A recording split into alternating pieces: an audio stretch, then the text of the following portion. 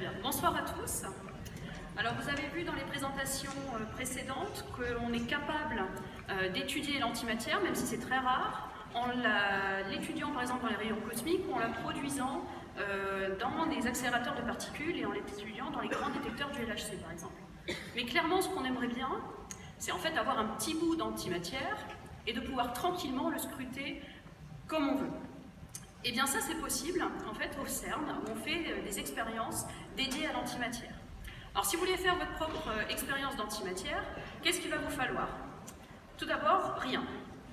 Alors je m'explique. Rien, c'est un bon vide, tout bêtement. Pourquoi? Parce que comme vous aurez de l'antimatière, si vous voulez la conserver, il ne faut pas qu'elle rencontre de la matière. Donc il faut la conserver dans des tubes où il n'y a que du vide. Très bien. Ensuite, qu'est-ce qu'on va avoir comme antimatière à disposition? Principalement, ça va être des positrons, E+, et des antiprotons, P bar. Et puis, votre manip, vous pouvez la compléter par exemple avec un laser, ça fait toujours chic. Quelles sont les techniques qu'il vous faut? Le minimum, c'est de savoir décélérer vos particules, ça va être de les piéger, et puis de les refroidir.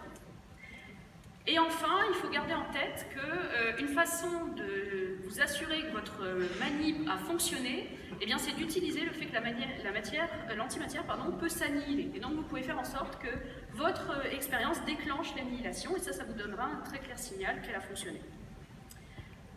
Très bien, alors comment on va produire déjà notre antimatière? Pour les positrons, par exemple, eh bien, on peut se baser sur la radioactivité β+. Alors, β+, comme positron, c'est un type de radioactivité dans lequel vous aurez un proton d'un noyau. Vous aurez un proton d'un noyau qui va se désintégrer en un neutron et en émettant un positron et un neutrino. Alors ce type de radioactivité, malheureusement, est assez rare à l'état naturel, et donc ça veut dire que si on veut avoir une source conséquente, c'est-à-dire une source qui émet beaucoup de positrons et qui va durer suffisamment longtemps aussi, le temps d'expérience, eh bien il va falloir fabriquer cette source.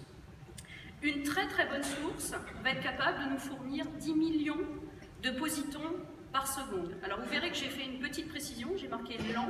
Ça veut dire qu'en fait votre source, elle en émet beaucoup plus, mais malheureusement vous ne pouvez pas tous les utiliser, il faut un processus intermédiaire où on va les ralentir d'abord pour les récupérer. Et ça ampère. L'autre voie de production des positons,